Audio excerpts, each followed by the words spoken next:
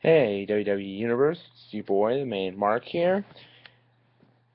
Watched Raw with a good friend of mine, Baller with Shades. He has other names, but he's told me not to go by those names because it's pissed off people. Sorry, I'm just trying to see how much battery. 22. I'm good. It's 11 o'clock at night.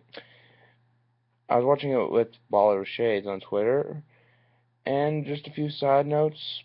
Monday Night Raw this week lagged. I'm going to be straight up honest with you. It went like this for shows. You had a good go-home show for SummerSlam. You had Anaheim, which was good. You had another show along the way that was good. Which one was that again? You had Phoenix was alright. Des Moines was boom. Toronto was great. I'll get into that in a bit.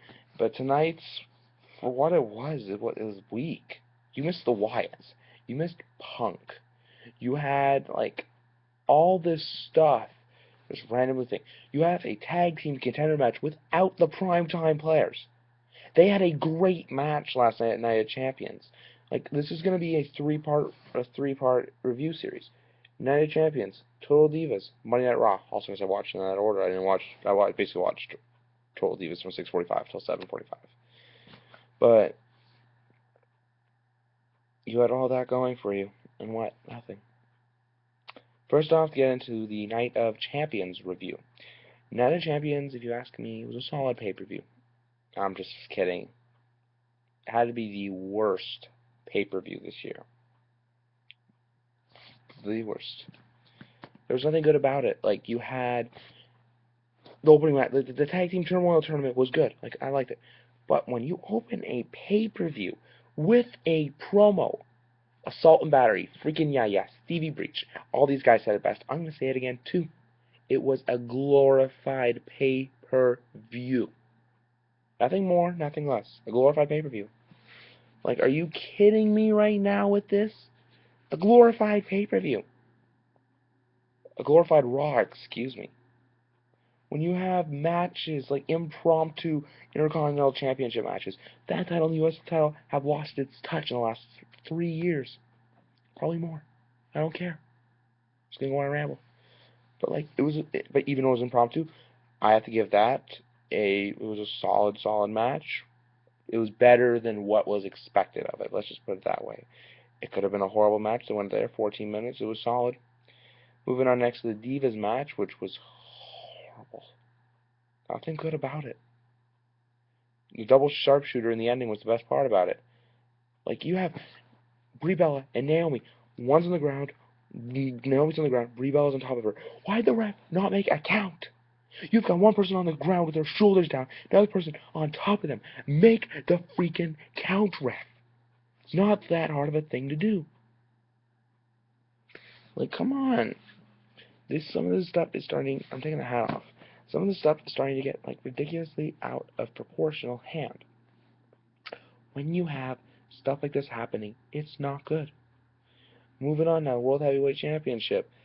This match could easily have been a Raw match, the way it was done. The Intercontinental Championship match sure was 50 seconds longer. It was a damn good 50 seconds longer. Like, to have a DQ dirty victory and then have the Van Terminator, which I prefer the Van Dam or Van Daminator. Like, where are you going with this? You know Damian Sandow's going to be World Heavyweight Champion. You know Rob Van Dam's not going to be with the company for a while. Where are they going with this? Creative, get your heads out of your asses and come up with some damn good television. This is the part of the year where you start to see stuff come into play. Because even though it happened 6 months ago, just like that WrestleMania season is already around the corner. 3 more months, you're going to be thinking, what's going to happen in New Orleans? You might think, oh, it's WrestleMania. It's still a long time away. Ha, ha, ha, ha. That's not the case. WrestleMania will be here before you know it. November, December, you're going to start talking, oh, who's going to face, who's going to face. I know since July I've been talking about it. You can't have a solid June to May. You need a solid 12 months. Right now is the part where you're starting to lag. Moving on, Ms. Fandango, I've give that my worst match of the night. Nothing to it. Maybe it was a time filler? I don't know. Honestly, it was a time filler match. Summer Rae was the best part of that match. I'm going to say that right now. Nothing good, nothing great, just Summer Rae. The next portion of it was the 2-on-1 handicap match. Again, longest match of the night. Excuse me, it was not. It was an alright match for what it was. Like when you had Punk come out and have Ryback, like not Punk, excuse me, when you have Curtis Axel and Punk, who actually had decent wrestling. Then Paul Heyman, you come in a few cheap shots, and Ryback comes out of nowhere. That just proves that Paul Heyman will weasel away to victory. But Battleground, who knows what's going to happen? You got 3 weeks till Battleground. They got to start building. We'll get into that in a bit. I sorry I keep getting off track. It's going to go bad, good, bad.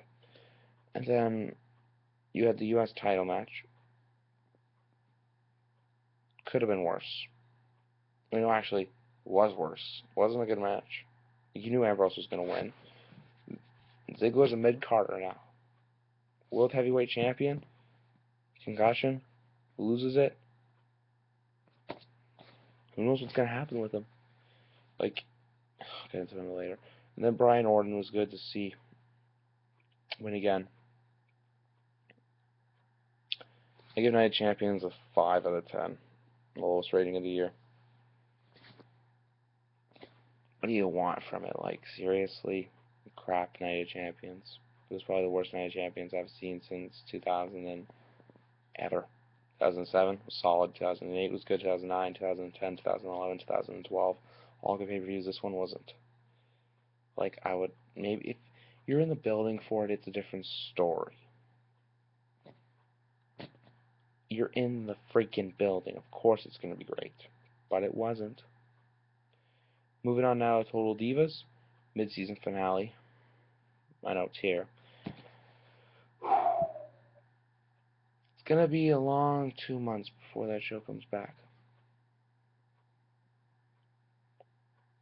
I'm just waiting for it to come back. Like, you have all this stuff coming on.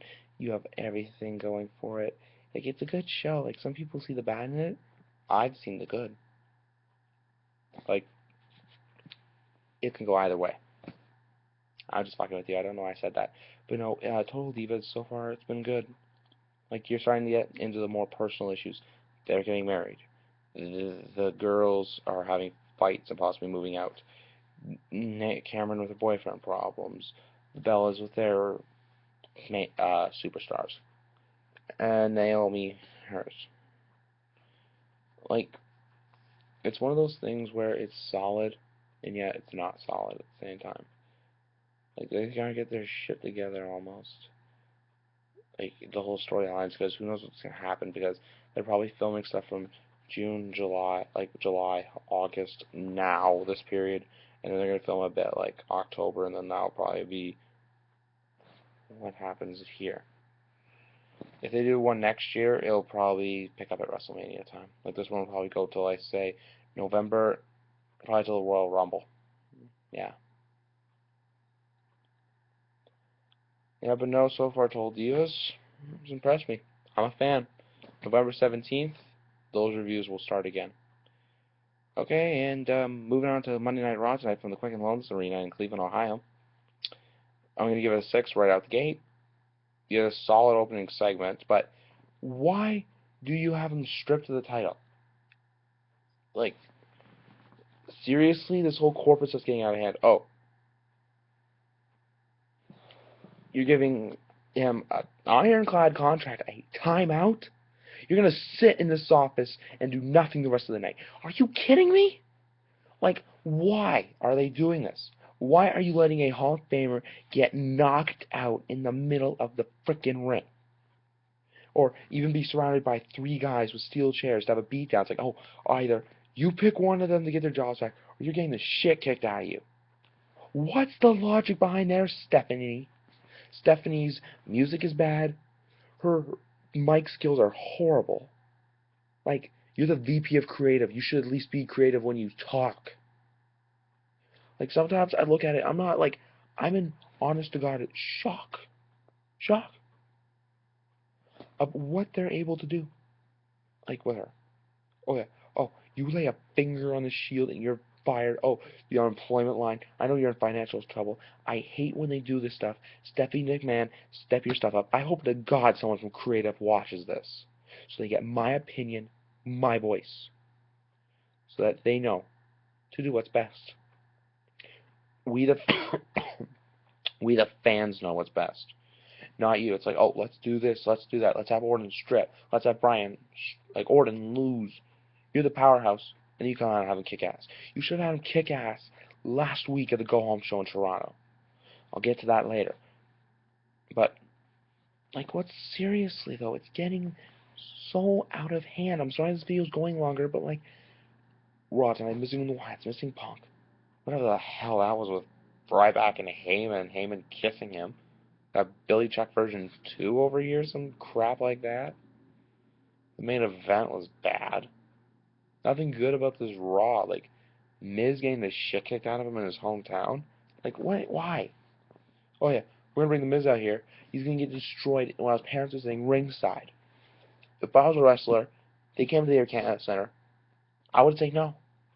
Why do I have to get? Why can't is it whenever someone goes to our hometown, they're a hero? Like, next week Punk's gonna be on Raw because, well, guess where it is? It's in Chicago. He's going to come out to this huge pop, have this thing with Heyman, when last time he was with Heyman. He was glorified. People loved Heyman. The whole city of Chicago will kiss his ass next Monday night. Like, I'm just waiting to see the ass kissing. Pucker up, Allstate Arena. That's all I got to say.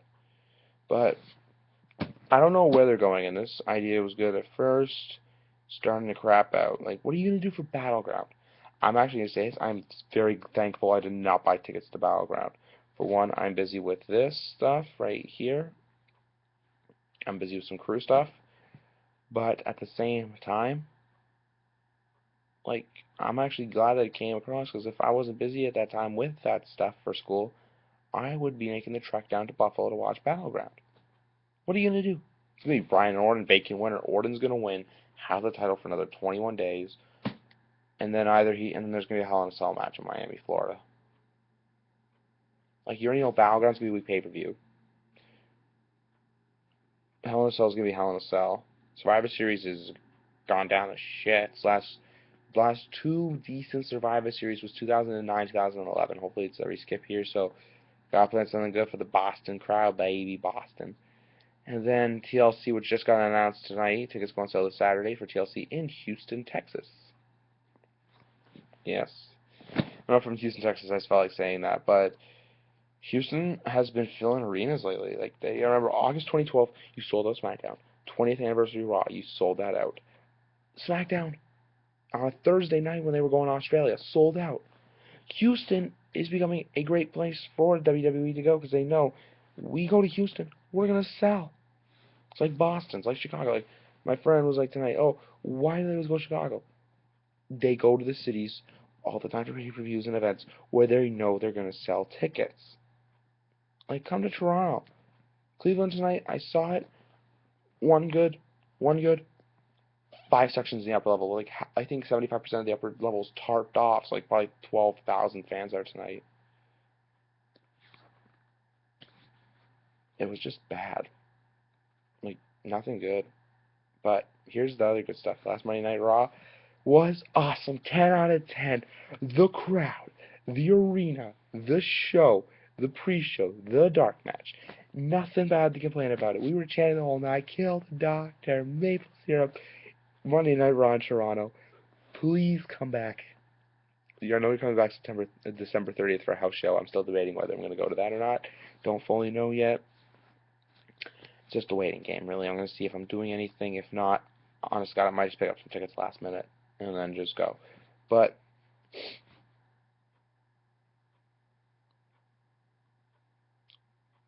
looking forward to something good.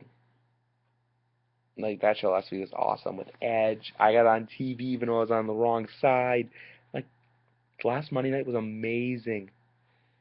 That's all I gotta say. Alright, it's getting a little late. I gotta get to bed. I got class in the morning. I'll talk to you guys later.